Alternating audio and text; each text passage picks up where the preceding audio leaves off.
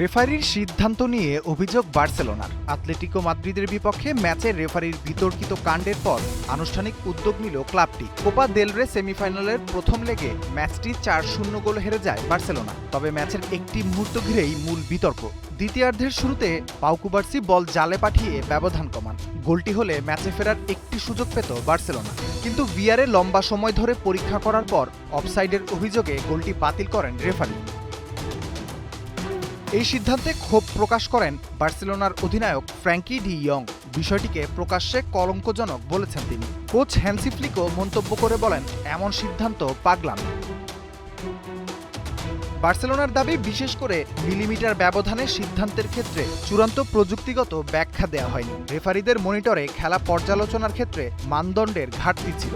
রেফারিদের পেশাগত দায়িত্ব নিয়ে প্রশ্ন নয়, বরং মানদণ্ডের পর্যালোচনার দাবি তোলা হয়।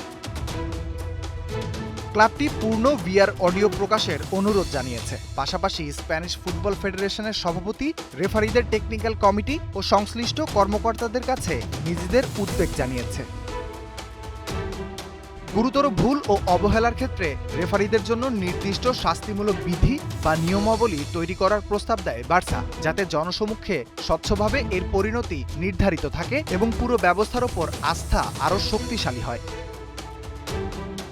রাফিউল ইসলাম রাতুল, ৭১।